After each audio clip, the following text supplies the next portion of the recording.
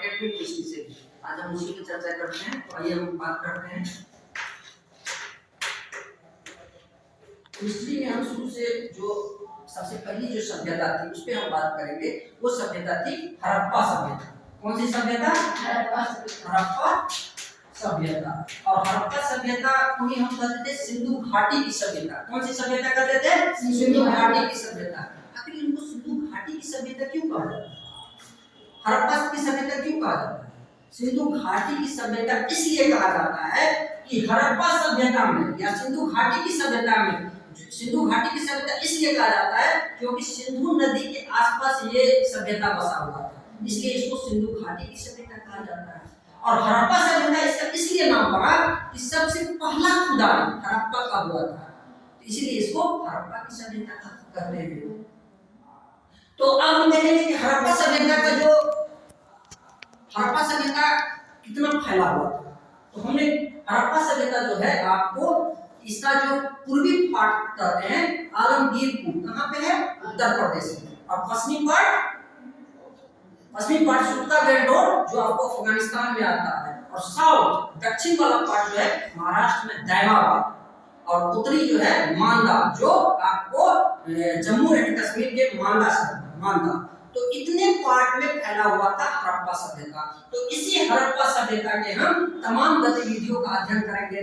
पहला अध्ययन करेंगे कि हड़प्पा सभ्यता का उत्थान कैसे हुआ। आखिर हड़प्पा सभ्यता अचानक ये सभ्यता आ गया या इसके पीछे मतलब पूर्व का जो बस्ती था वही धीरे धीरे काल में हड़प्पा सभ्यता हो गया। क्योंकि हड़प्पा सभ्यता कैसी सभ्यता थी? एक नगरीय सभ्यता थी। इसके जो कुछ शहर है धौलावीरा, हड़प्पा, मोहनजोदड़ो, राखीगढ़ी, गंगेड़ीवाला, लोथल, ये सब क्या थे?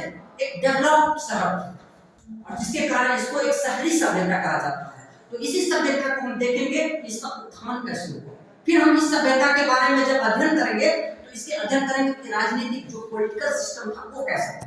अब पॉलिटिकल सिस्टम की तमाम गतिविधियों का अध्ययन करते हुए इसकी सामाजिक कंस्ट्रक्शन, समाज के लोग कैसे रहते थे, उनमें वर्ण व्यवस्था था कि नहीं, कितनी प्रजातियां था। जैसे हम लोग उस समय पढ़ते थे 4 प्रजाति थी।